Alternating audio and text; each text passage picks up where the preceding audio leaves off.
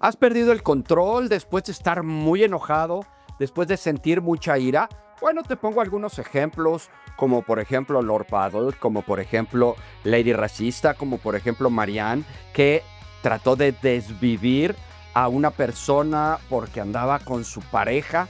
Bueno, pues esto es el manejo de la ira, el manejo de un enojo desbordado, que por supuesto, como tal, la emoción de la ira pues es algo natural, pero mal manejada puede destruir las relaciones, los trabajos y hasta nuestra salud emocional, por no decir incluso la vida e incluso nuestra libertad. Hoy quiero compartirte 6 conceptos prácticos para manejar la ira, entender de dónde viene y también cómo transformarla en una herramienta de crecimiento personal, algo que en un momento dado nos pueda hacer bastante útil.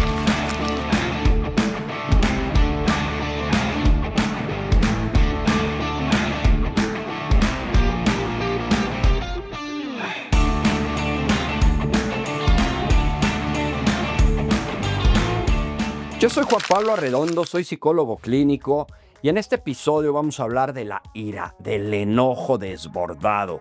Una de las emociones más intensas, pero también a la vez son de las más comunes. Y bueno, vamos a tratar también de comprenderla.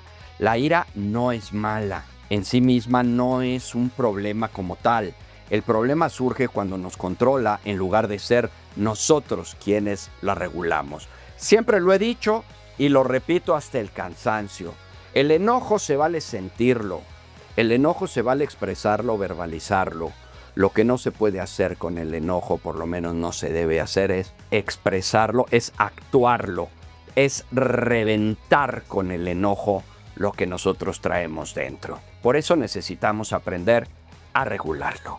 Desde algunas teorías, como el psicoanálisis, Freud describió la ira como la energía pulsional que, si no se canaliza, puede convertirse en agresión hacia otros o también, por supuesto, en agresión hacia nosotros mismos.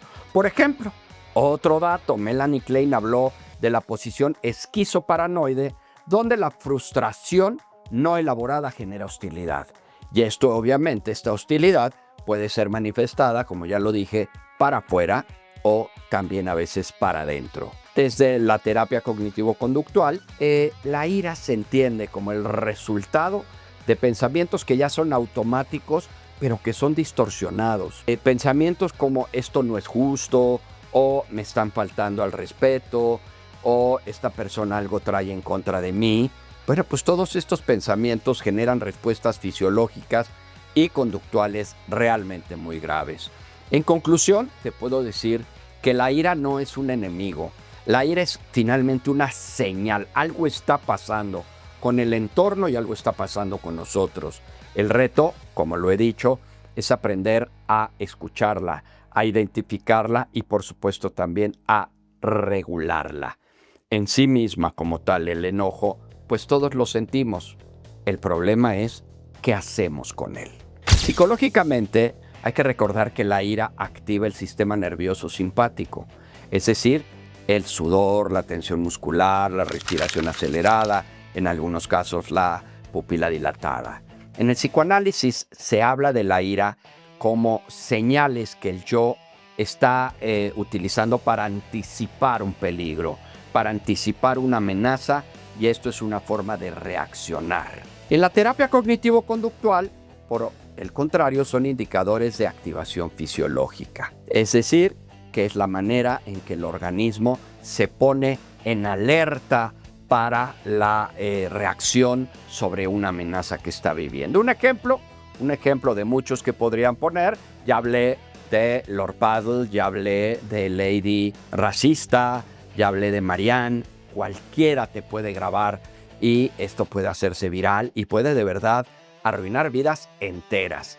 Otro ejemplo puede ser ya algo más práctico en la consulta. Tenía un paciente de 36 años. Él discutía con su jefe permanentemente y pues sentía muchísimo calor en su cara. Decía que verdaderamente le hervía la sangre. De ahí es donde viene un poco este término, me hierve la sangre. La gente siente que la cara se le calienta e incluso llegó a detectarse muchas veces ya con el puño cerrado, que es una respuesta clara para una amenaza que se viene. Y bueno, no estar consciente de estas señales hace que pueda tener muchos problemas. Desafortunadamente para Roberto, a Roberto lo corrieron de su trabajo. ¿Por qué? Pues porque el jefe habló con su jefe a la vez y pensaron que no era adecuado tener una persona que tuviera estos arranques, que tuviera esta falta de control sobre sus impulsos y sobre sus emociones de manera tan exacerbada, y pues decidieron quitarle el trabajo. De hecho, esa fue la razón por la cual Roberto vino a terapia. Un ejercicio que puedes tener para esta situación es cada vez que te enojes, anota qué sentiste físicamente, en dónde fuiste identificando claramente tu enojo. Algunos lo sienten en la panza, por eso decimos que es algo como muy visceral.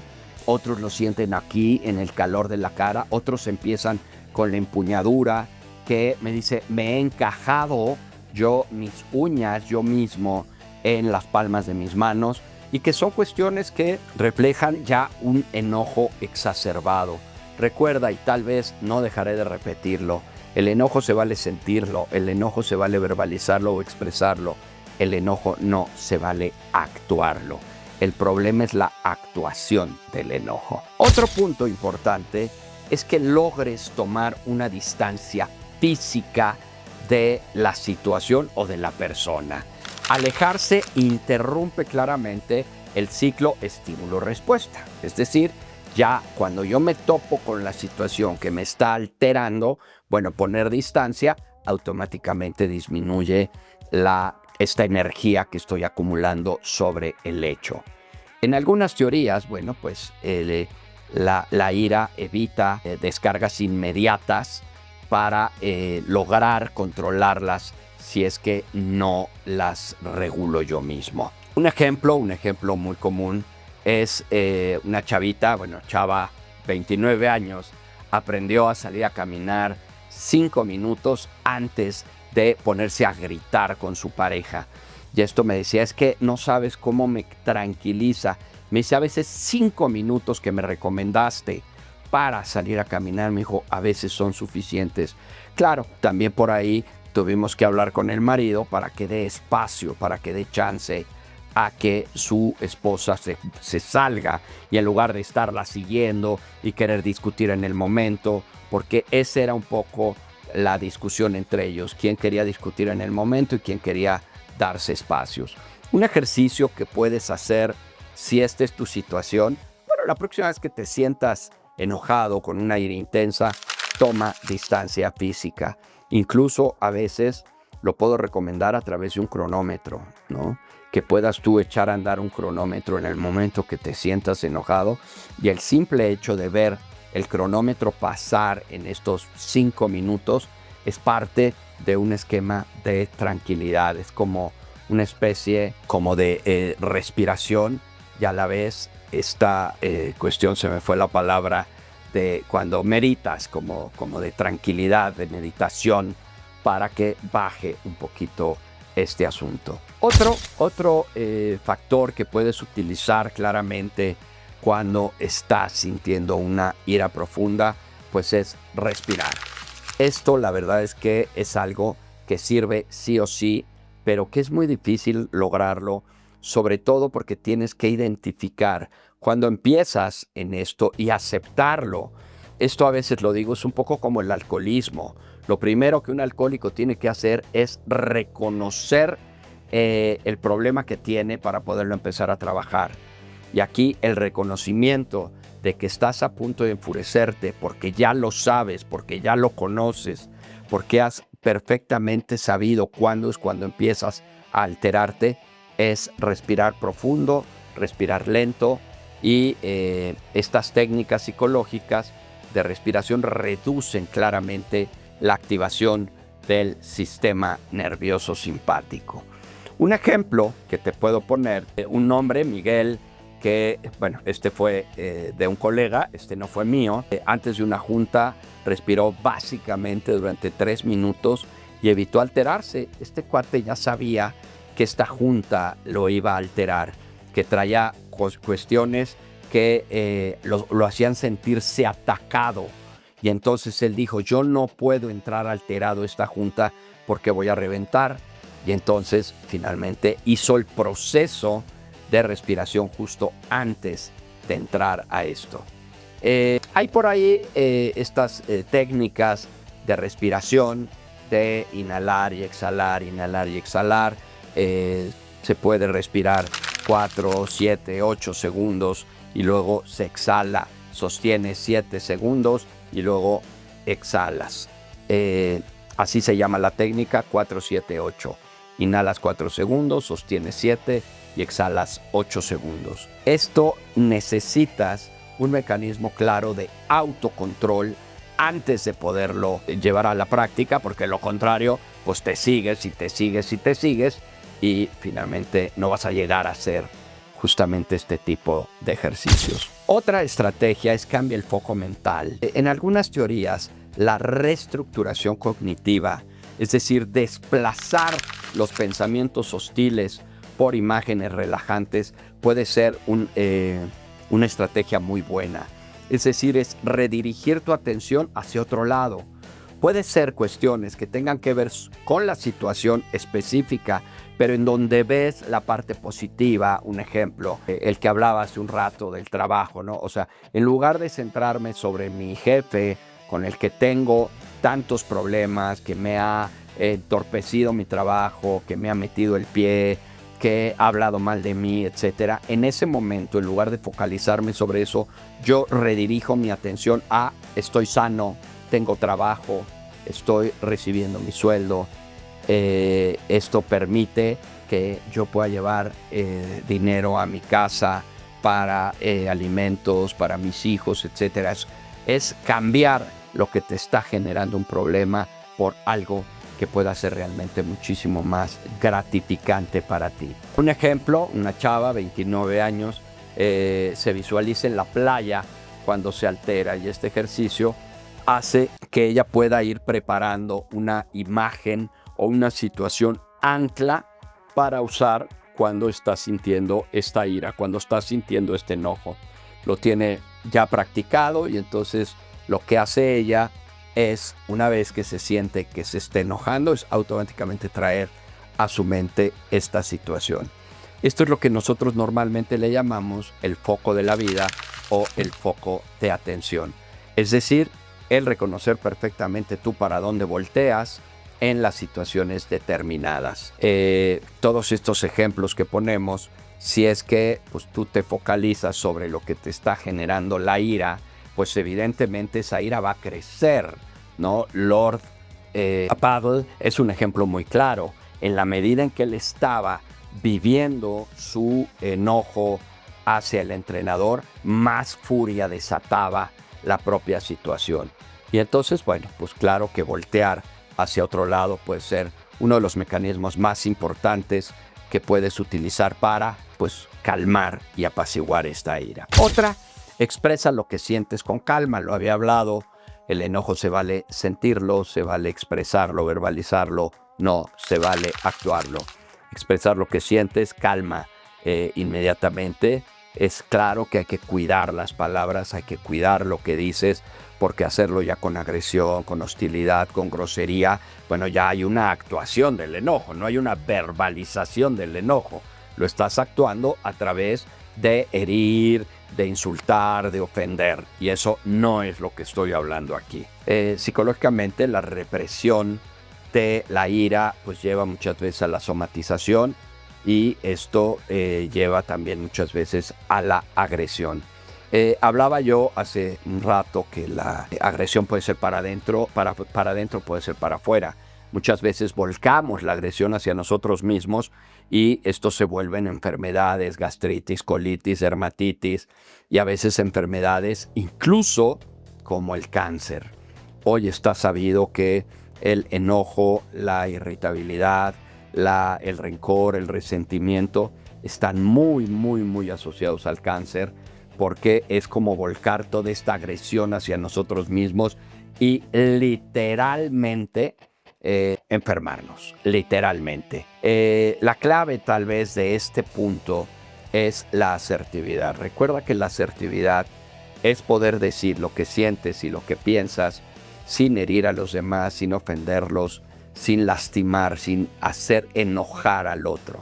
Una persona asertiva puede decir lo que piensa, pero no genera reacción en el otro. Por eso hablo de que la clave principal de este apartado es la asertividad. Un ejemplo, un cuate de 35 años cambió gritar con el nunca me escuchas o decir me molesta cuando no me respondes. Es decir, digamos como aterrizando el enojo a un reclamo y del reclamo a una verbalización de lo que no me está gustando. Un ejercicio muy práctico que puedes llevar a la práctica, valga la redundancia, son frases que empiecen como me siento.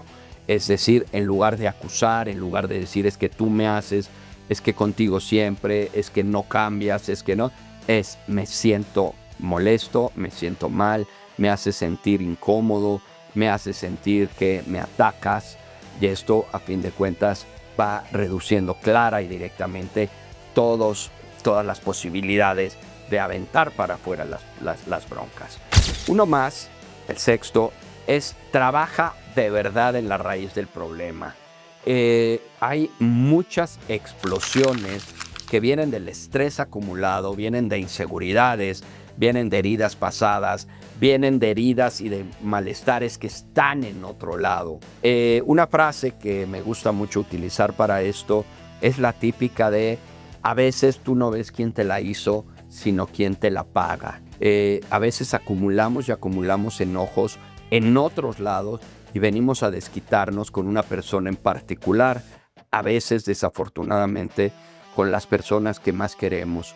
Yo siempre lo he dicho y esta es una regla de vida que tengo y que me parece sumamente importante.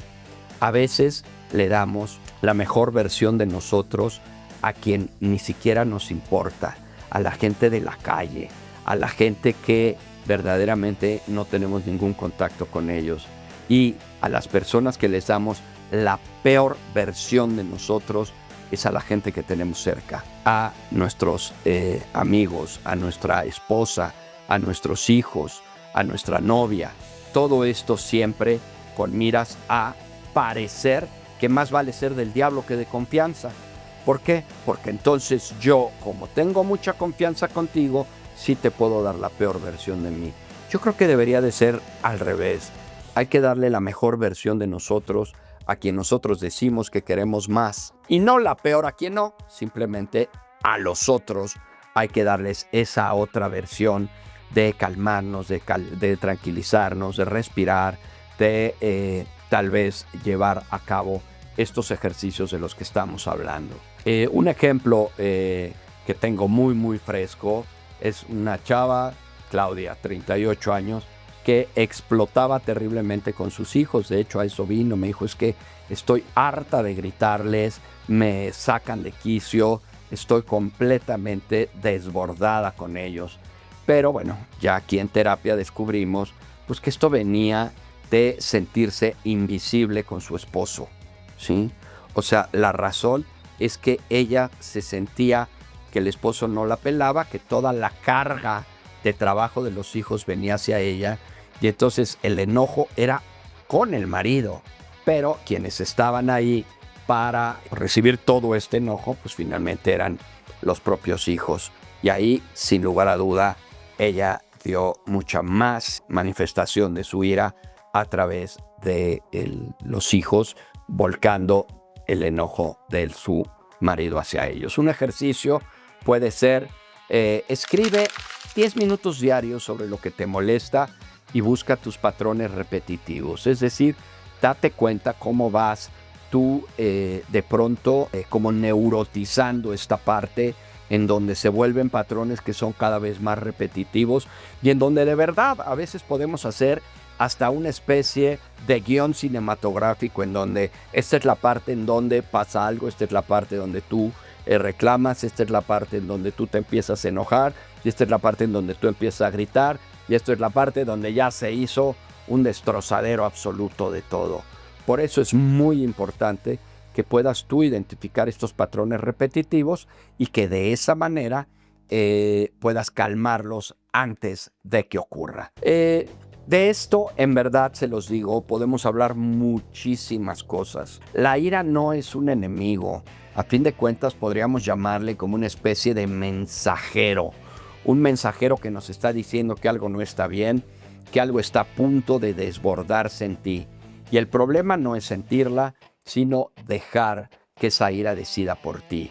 Cuando no dominas este enojo, esta ira, pues no solo te expones tú, te expones a todo esto que viene con la reputación, que viene con tu trabajo, que viene incluso con la libertad, ¿no? Un ejemplo también clarísimo, el Fofo Márquez, él estalla con una mujer y bueno, le otorgan 17 años de cárcel por una explosión momentánea en donde no se pudo controlar.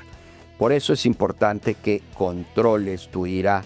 Con esto proteges tu salud mental, proteges a los demás, proteges tu dignidad, tu salud emocional y, como ahora lo hemos estado viendo, proteges incluso tu libertad. A veces esto que voy a decir a muchas personas les suena un poco extraño, pero créanme que pienso fervientemente que esto es real. El enojo y la salida del enojo es, me crean o no, es un tema de permiso. ¿Qué significa esto? Para que alguien verdaderamente pierda el control y llegue a estos elementos de ira, es porque en alguna medida la persona se lo permite. Se ha otorgado un permiso propio para decir, tú te puedes poner de esa manera. Y yo me pregunto, si tú te permites en un momento dado ponerte así de enojado, ¿alguien va a venir a quitarte el permiso de ponerte así enojado? No, que te lo tienes que quitar eres tú mismo. Y lo pongo a través de un ejemplo rápido, es muy largo, pero bueno. Si tú tienes un hijo adolescente que va a ir a una fiesta y va a regresar, vamos a suponer a las 2 de la mañana, y ese día llega a las 3 de la mañana, pues seguramente tú tendrás algo que hacer con él y decirle, oye, brincaste el tiempo, brincaste la regla, la norma y tendrías que poner algún tipo de consecuencia. Vuelve a salir 2 semanas, 3 semanas después y en lugar de llegar a las 3 de la mañana llega a las 4 y lo regañas, lo castigas más tiempo y a la siguiente vez que sale llega a las 5 de la mañana. Yo te preguntaría, ¿qué harías con este chamaco? Pues tendrías que meterle controles muy importantes. Bueno, esto es un ejemplo que pongo para el enojo y para la ira. Si tú de pronto ves que tu ira sale en esta analogía que acabo de hacer a las 2 de la mañana, cuando debería de llegar tu ira hasta las 10 de la noche para quedarte en buenos términos, es como dejarlo salir y luego llegar a las 2 y luego a las 3 y luego a las 5 y no haya nada que lo pare, no haya nada que lo frene. Esta autoridad, en el caso del permiso del chavo, pues sería el papá. En el caso de tú mismo, tendrías que ser tú quien controle la salida de tu ira. Tú dejarte de permitir ponerte en estos términos tan enojado, restringiendo la salida del enojo. Te voy a compartir algo, te lo voy a compartir, lo he dicho siempre. Yo no soy ejemplo de nadie, ni soy lo máximo, ni soy maravilla, nada. A veces pongo ejemplos míos porque podría decir que es del primo de un amigo o podría decir que es de un paciente. Cuando es mío, lo digo. Hace muchos años yo tuve una reacción realmente muy desproporcionada con mi hijo. Me puse muy loco, me puse realmente muy enojado por algo que hizo. Si te soy honesto, no me acuerdo qué fue lo que hizo, pero yo estaba muy enojado. Después de esto me di cuenta que, pues bueno, había yo exagerada la reacción porque era mi propia enojo el que yo traía porque lo venía acumulando por otra situación. Y entonces obviamente de ahí vino toda la culpa y vino todo mi análisis personal, introspectivo de qué demonios pasó conmigo. Para no hacerles el cuento más largo, que lo puedo hacer muy largo, llegó un punto en que dije justo lo que les dije hace rato. ¿Cómo es posible que yo le dé la peor versión de mí, a una versión que yo no le había dado a nadie nunca jamás, a quien yo digo que quiero más? Me parece que era la cosa más absurda, ilógica que yo había vivido como papá. Y en ese momento decidí restringirme el permiso de volverme a poner así de loco con mi hijo. Decidí que nunca más me lo iba a permitir. ¿Y saben qué? Nunca más me lo permití. Jamás me volví a poner así. ¿Por qué? Porque yo solo me restringí mi propio permiso. Y esto hizo que yo ya no me diera chance nunca jamás de volverme a poner de esa manera y trabajar todos los días de mi vida para darle a mi familia la mejor versión de mí. Y eso me parece que es algo maravilloso que se puede hacer prácticamente en cualquier familia. Yo soy Juan Pablo Arredondo, psicólogo clínico con más de 36 años de experiencia, trabajando con niños, con adolescentes, con adultos, con parejas, con familias.